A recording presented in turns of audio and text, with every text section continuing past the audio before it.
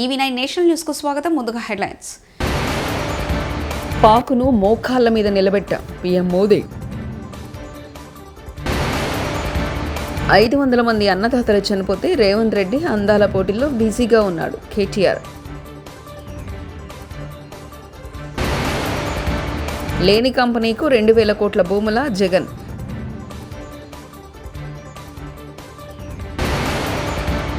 ఇది మనందరి బాధ్యత. పవన్ కళ్యాణ్ కీలక వ్యాఖ్యలు. దాయాది దేశం పాకిస్తాన్పై ప్రధాని నరేంద్ర మోదీ మరోసారి నిప్పులు చెరిగారు. పహల్గాం ఉగ్రదాడికి ప్రతీకారంగా భారత్ చేపట్టిన ఆపరేషన్ సింధూర్ ద్వారా కేవలం 22 నిమిషాల్లో పాకిస్తాన్లోని 9 ఎయిర్ బేస్లను ధ్వంసం చేసిందన్నారు. పాకిస్తాన్పై భారత్ చేపట్టిన చర్యలు ప్రపంచం మొత్తం చూసిందన్నారు. అంతేకాదు శత్రువులు సైతం ఈ ఫలితాన్ని చవి చూశారని తెలిపారు. గురువారం రాజస్థాన్లోని బికనీర్లో ఏర్పాటు చేసిన బహిరంగ సభలో ప్రధాని మోదీ మాట్లాడుతూ ఏప్రిల్ 22వ తేదీన ఉగ్రవాదులు తమ మతాన్ని గుర్తించి సోదరీమణుల సింధూరాన్ని తుడిచిపెట్టారని గుర్తు చేశారు. సింధూర్ విస్ఫోటంగా మారితే దాన్ని అందరూ చూస్తారని ప్రధాని మోదీ స్పష్టం చేశారు. ప్రధాని మోదీ చేసిన ఈ వ్యాఖ్యలకు బికనీర్ సభలో ప్రజల నుంచి విశేష స్పందన వచ్చింది. बिजली से जुड़े कई प्रोजेक्ट का शिलान्यास और लोकार्पण हुआ है. इनसे भी राजस्थान को और ज्यादा बिजली मिलेगी. बिजली का बढ़ता उत्पादन भी राजस्थान में औद्योगिक विकास को नई गति दे रहा है. साथियों, राजस्थान की ये भूमि रेत के मैदान में हरियाली लाने वाले महाराजा गंगा सिंह जी की भूमि है. हमारे लिए पानी का क्या महत्व है, यह इस क्षेत्र से बेहतर भला कौन जानता है. हमारे बीकानेर, श्रीगंगानगर, हनुमानगढ़, पश्चिम राजस्थान के ऐसे अनेक क्षेत्रों के विकास में पानी का बहुत बड़ा महत्व है. इसलिए एक तरफ हम सिंचाई परियोजनाओं को पूरा कर रहे हैं और साथ ही नदियों को जोड़ रहे हैं. पार्वती, काली सिंध, चंबल लिंक परियोजना से राजस्थान के अनेक जिलों को लाभ होगा. यहां की धरती, यहां के किसानों को फायदा होगा. గూఢచర్యానికి పాల్పడరనే ఆరోపణల నేపథ్యంలో పాకిస్తాన్ రాయబారి కార్యాలయంలోకి ఉద్యోగిని భారత్ బహిష్కరించింది. భారత్ ఈ నిర్ణయం తీసుకున్న కొన్ని గంటలకే పాకిస్తాన్ స్పందించింది. పాకిస్తాన్లోని భారతీయ రాయబార కార్యాలయంలోని సిబ్బందిపై గురువారం బహిష్కరణ వేటు విడిసింది. 24 గంటల్లో పాక్ విడిచి వెళ్లాలని భారత రాయబార కార్యాలయ సిబ్బందిని ఆదేశించింది.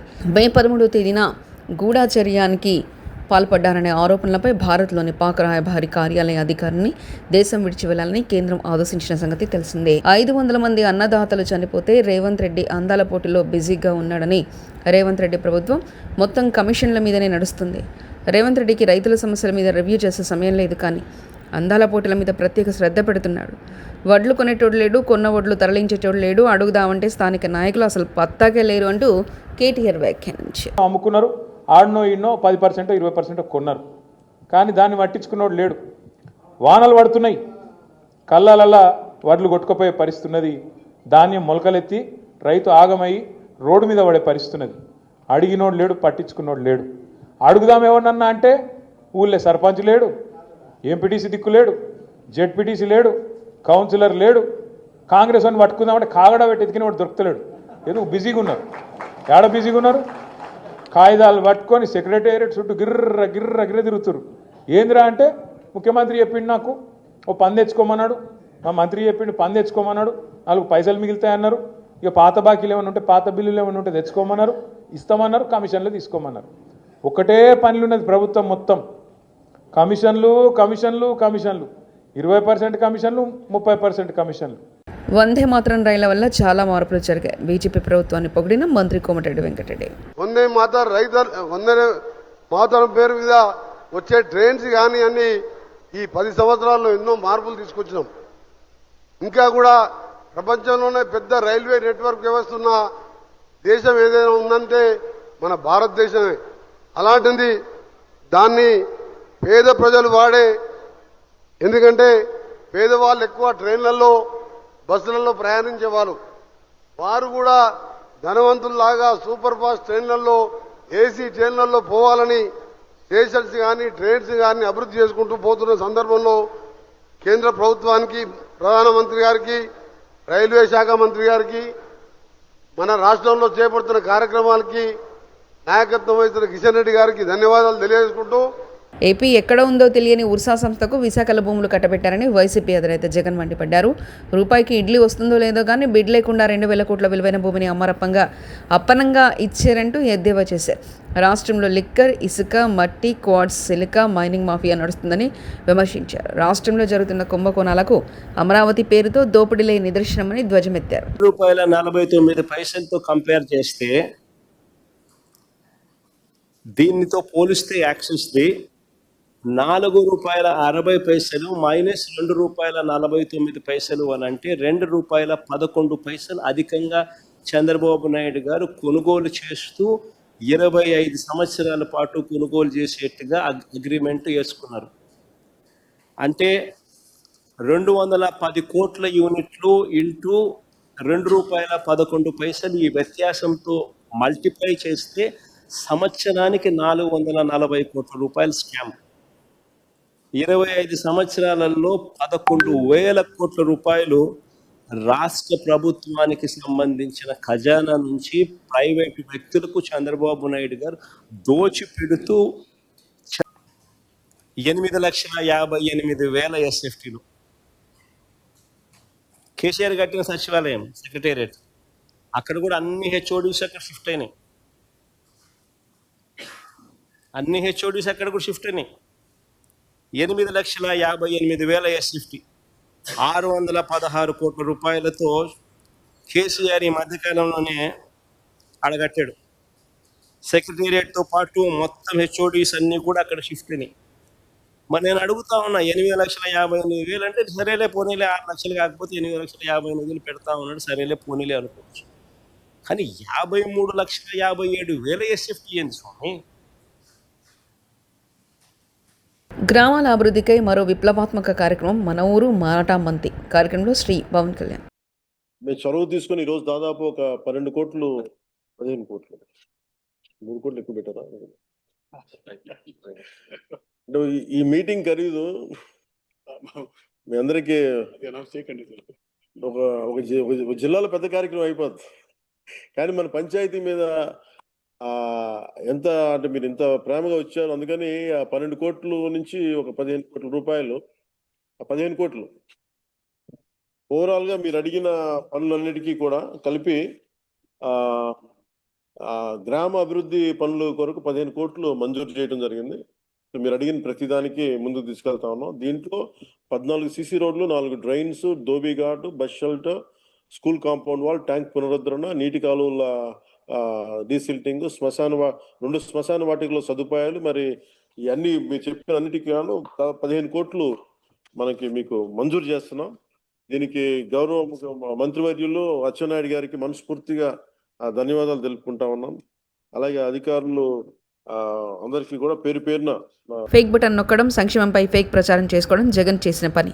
Minister Nimmala Ramanaidu. Fake button, fake welfare, fake CM.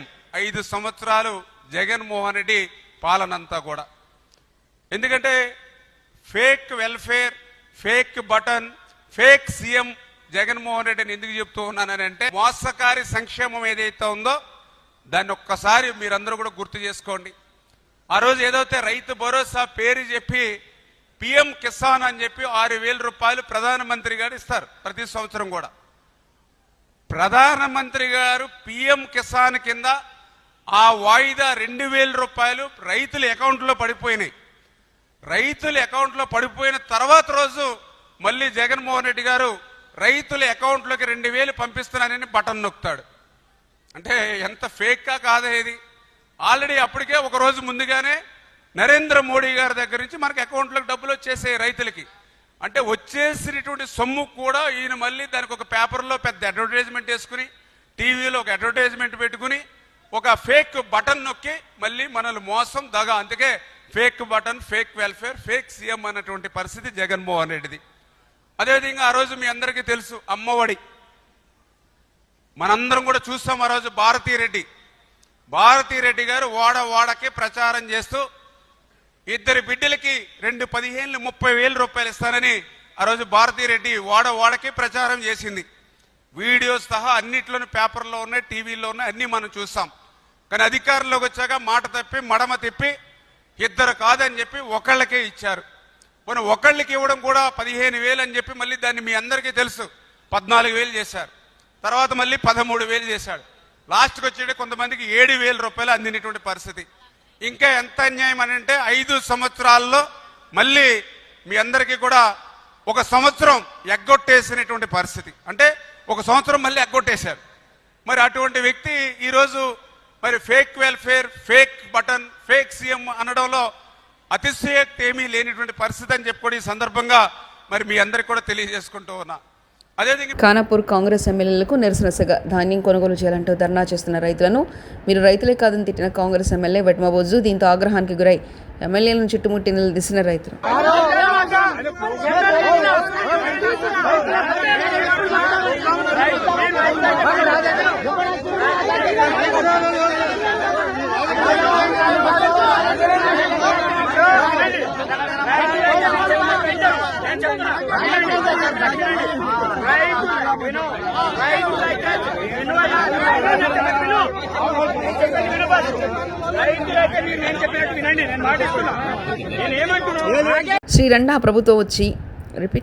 ఈ రండా ప్రభుత్వం వచ్చి పేదల మీదనే పడ్డాడు రేవంత్ రెడ్డి. ఫిర్జాదిగూడలో హైడ్రా కూల్చివేతల సందర్భంగా వర్షం ఉంది, ఖాళీ చేయడానికి 2 గంటల సమయం ఇవ్వాలని కోరిన బాధితులు వినకుండా కూల్చేసిన హైడ్రా అధికారులు తిరుపతి రెడ్డికి ఒక న్యాయం, పేదలకు ఒక న్యాయం, చట్టం న్యాయం అందరికీ ఒకే విధంగా వర్తింపజేయరా?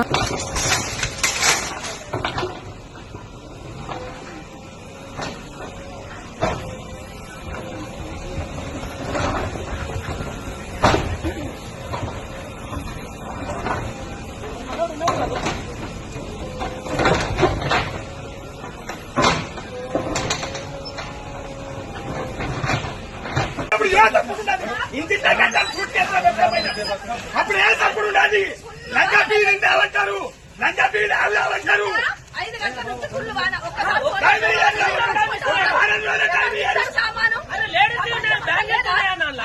ఒక్క వారం రోజులు టైం ఇయ్యారు. అప్పుడు చెప్పినట్టు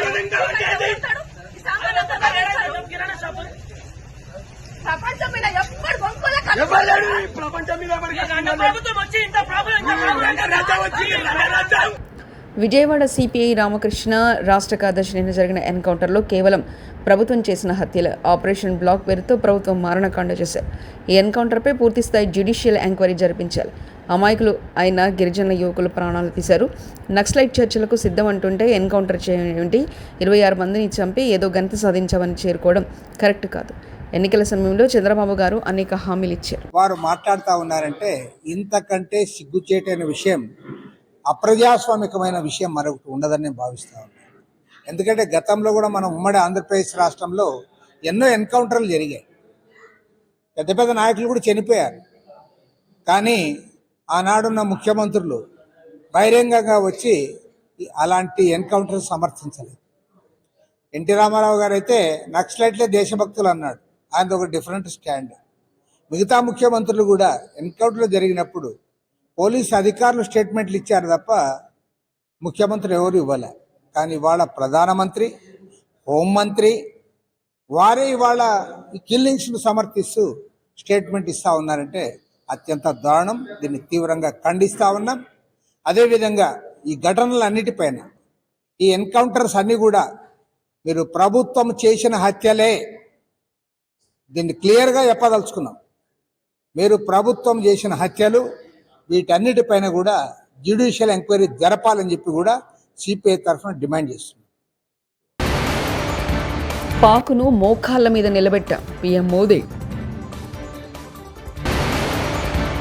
500 మంది అన్నదాతలు చనిపోతే రేవంత్ రెడ్డి అందాల పోటీల్లో బిజీగా ఉన్నాడు కేటీఆర్. లేని కంపెనీకు 2,000 కోట్ల భూముల జగన్.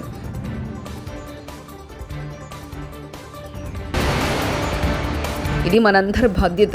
పవన్ కళ్యాణ్ కీలక వ్యాఖ్యలు. ఇవి బులెటిన్ విశేషాలు. చూస్తూనే ఉండండి EV9 నేషనల్ న్యూస్.